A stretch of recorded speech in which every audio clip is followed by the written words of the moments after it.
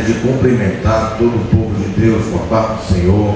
Amém. Graças a Deus. Convidá-los para juntos fazermos uso da palavra de Deus no livro do Gênesis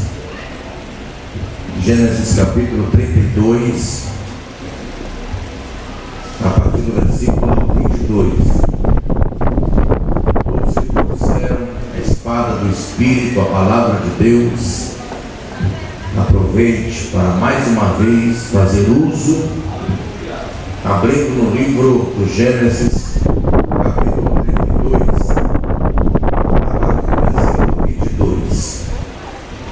Enquanto os irmãos procuram, eu gostaria de mais uma vez engrandecer a Deus e louvá-lo, porque até aqui o Senhor tem nos ajudado.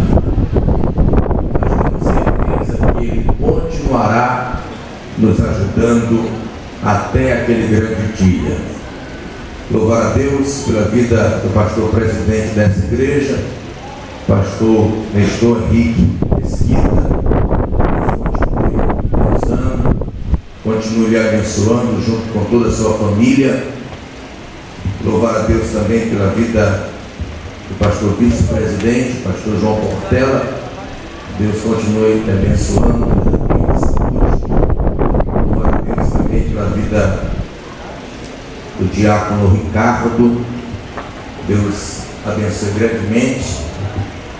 Demais pastores que aqui estão, em especial o pastor José Gonçalves, esse grande homem de Deus.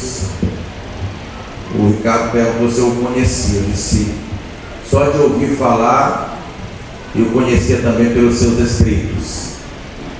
Quero lhe dizer que é uma satisfação muito grande Deus estar conhecendo esse grande expoente, na verdade, um grande mestre que Deus tem dado ao nosso Brasil. Deus continue iluminando os olhos da sua mente para nos abençoar grandemente através de grandes ensinamentos trazidos aí através da nossa lição bíblica. Louvar a Deus por cada jovem, cada um dos irmãos que aqui estão. Para mim, isso foi uma grande alegria estar aqui nessa noite convosco para, com muita alegria, adorarmos a Deus juntos. Olhe para o seu irmão e diga assim para ele: eu vim adorar a Deus. E pergunte: e você? Diga: eu vim adorar a Deus. E você? Eu acredito que cada um de nós aqui nessa noite, não obstante ao calor incontestável, mas cada um de nós viemos a este santuário no afã de adorar a Deus. Aproveitemos esta oportunidade para expressarmos a Deus a nossa verdadeira adoração. Gênesis capítulo 32, a partir do versículo 22. Eu gostaria de compartilhar com os irmãos alguns versículos do capítulo 32. A nossa leitura iniciará a partir do versículo 22. Diz a palavra: e levantou-se aquela mesma noite e tomou as suas 2 mulheres e as suas 2 servas e os seus 11 filhos e passou o vale de Jaboque e tomou-os e fez-os passar o ribeiro e fez passar tudo o que tinha. Jacó, porém, ficou só e lutou com ele um varão até que a alva subia. E vendo que não prevalecia contra ele, tocou a juntura de sua coxa e deslocou a juntura da coxa de Jacó, lutando com ele. E disse: deixa-me ir, porque já a alva subiu. Porém ele disse: não te deixarei ir, se me não abençoares. E disse-lhe: qual é o teu nome? E ele disse: Jacó. Então disse: não se chamarás mais Jacó o teu nome, mas Israel, pois como príncipe lutaste com Deus e com os homens e prevaleceste. Versículo 30, para encerrar nossa leitura. E chamou Jacó o nome daquele lugar, Peniel, porque dizia: tenho visto a Deus face a face, e a minha alma foi salva. Queridos e diletos ouvintes da palavra de Deus, eu acredito que esse texto é muito conhecido por aqueles que têm como prática devocional a meditação da palavra. Serão aqui nesses versículos que Deus estará nos ajudando e nos orientando para desfrutarmos de um verdadeiro avivamento. Até porque a proposta do congresso é o resgate da essência do avivamento. E nós estaremos vendo o avivamento aqui no Val de Jaboque. A Bíblia nos fala a respeito de Jacó. Quem nunca ouviu falar de Jacó? Jacó é conhecido por todos nós como o enganador, o suplantador. Até porque Jacó vinha de um contexto de enganação. Ele enganou seu irmão, ele enganou seu pai, ele enganou seu sogro. Enfim, a vida de Jacó era uma vida de enganação. Conforme o contexto da palavra de Deus a respeito de Jacó, deixa-nos claro que Jacó parece que tinha prazer de enganar as pessoas. E nos nossos dias não é diferente. Existem crentes com o espírito de Jacó. Tem prazer em mentir, tem prazer em enganar, tem prazer em enrolar, tem prazer em comprar e não pagar. Então essa síndrome de Jacó ainda hoje permanece no nosso meio, permeia no meio do povo de Deus.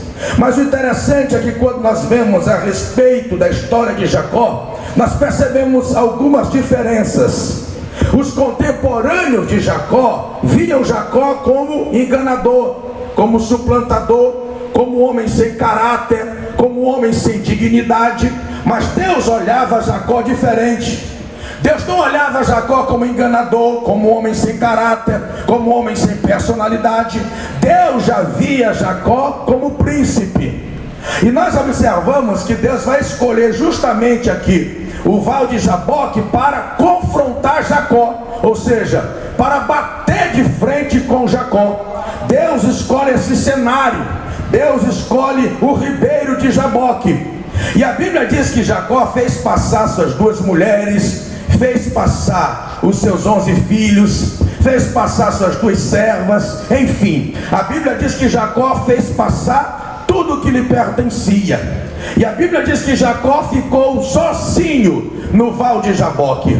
Ele fez passar suas duas mulheres, as suas duas servas, os seus 11 filhos. A Bíblia diz que ele fez passar tudo o que lhe pertencia, mas ele ficou sozinho no Val de Jaboque. E a pergunta é: por que Jacó ficou sozinho no Val de Jaboque? Ele fica sozinho no Val de Jaboque porque Deus queria um encontro particular com Jacó. O problema não era com a família de Jacó. O problema não era com os filhos de Jacó. O problema era com Jacó. Deus precisava se reencontrar com Jacó. Ou seja, Deus precisava confrontar Jacó para transformar radicalmente a vida de Jacó. E foi aqui, no Val de Jaboque, que Jacó tomou uma decisão na sua vida. E essa decisão foi uma decisão individual. Os irmãos podem observar que ele fez passar as suas duas mulheres, as suas duas servas, os seus 11 filhos, e ele ficou sozinho. Por quê? Porque essa decisão na sua vida seria individual. Existem decisões nas nossas vidas que são coletivas.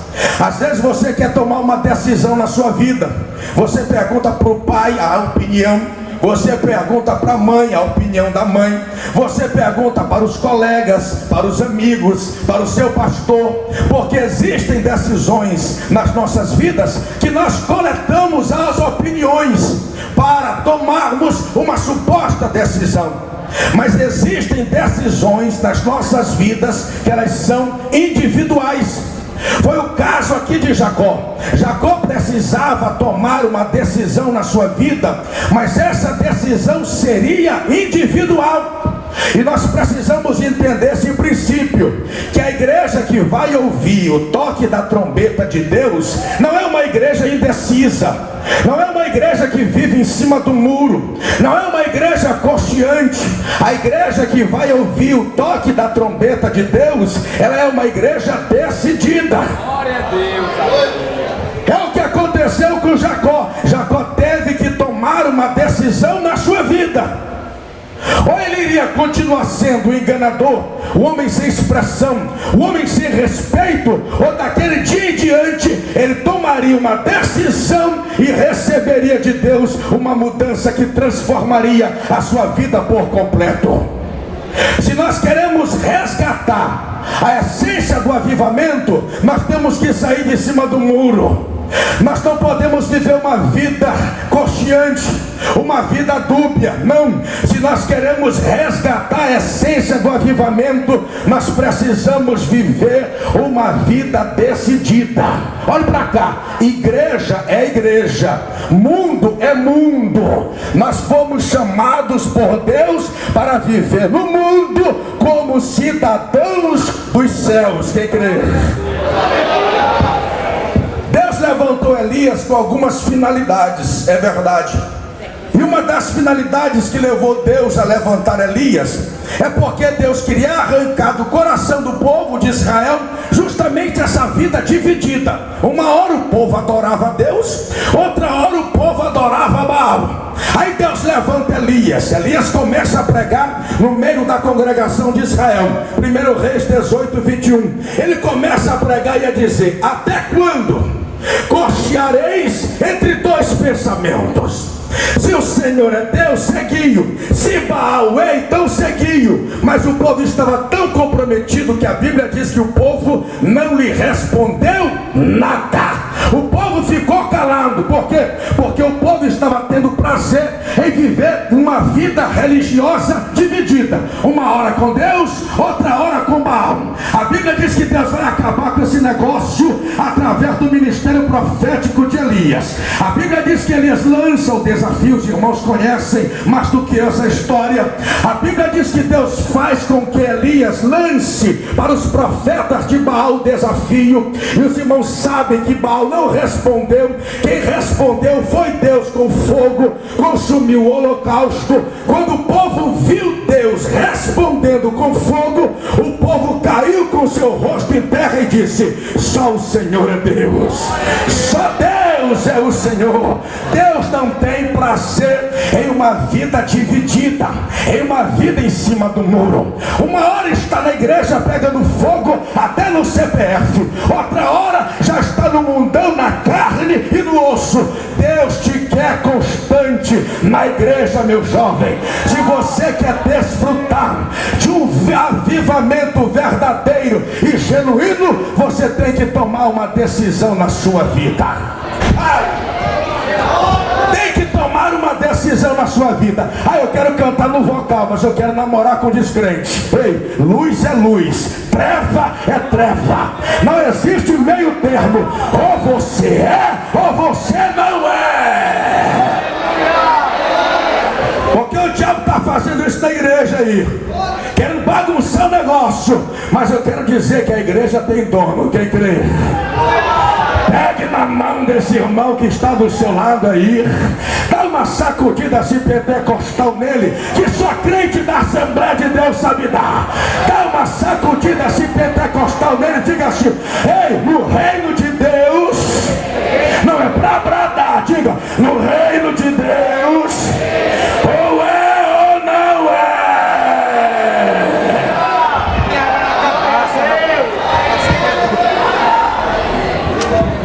Não tem esse negócio de Deus e Baal, ou é Deus ou é Baal. espírito. Ou é filho de Deus ou é filho do diabo. Lá na sua casa você consegue muito bem enganar o papai, enganar a mamãe, na igreja enganar o coordenador, enganar o pastor, mas o Deus do pastor ninguém consegue enganar.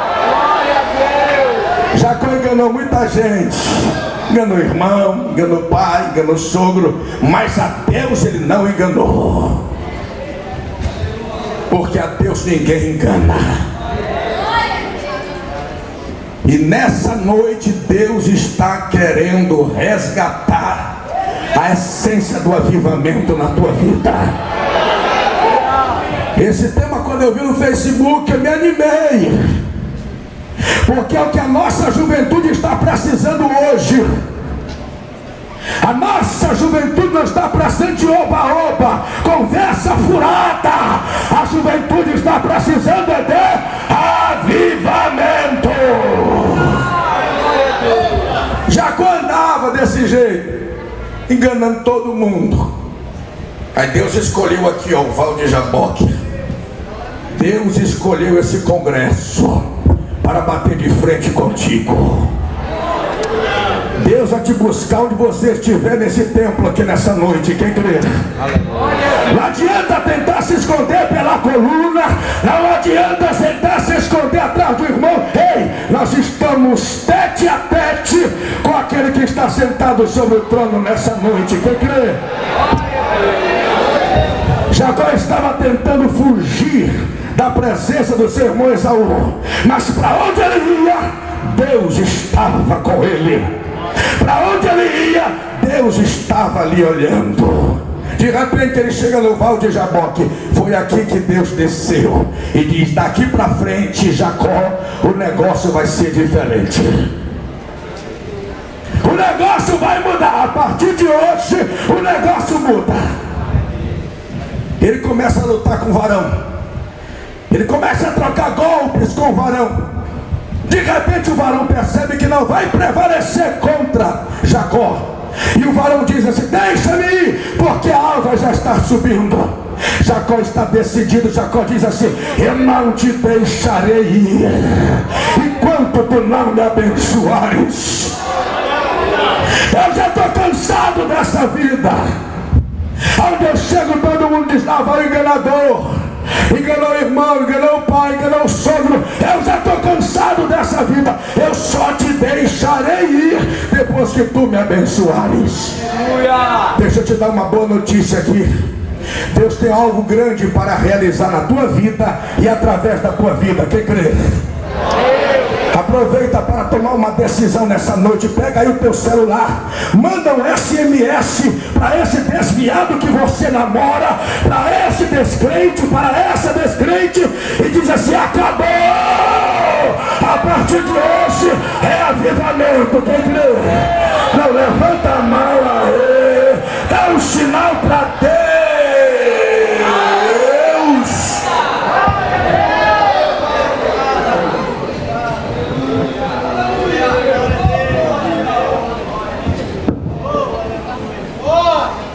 É o prazer de Deus, é ver essa igreja avivada. E eu sou profeta, irmãos. O que Deus coloca na minha boca eu falo. Porque o que tem de pregadores aí covardes, sabe por quê? Querem sua agenda. Eles pregam uma mensagem visando uma agenda no próximo ano. Deus já está cansado de pregadores oba-oba. Deus está querendo é profeta. Porque a igreja está vivendo a reta final da sua dispensação. E a igreja que vai subir é uma igreja avivada. Cadê essa igreja aqui nessa noite? Cadê? Eu não vou te deixar ir enquanto tu não me abençoares.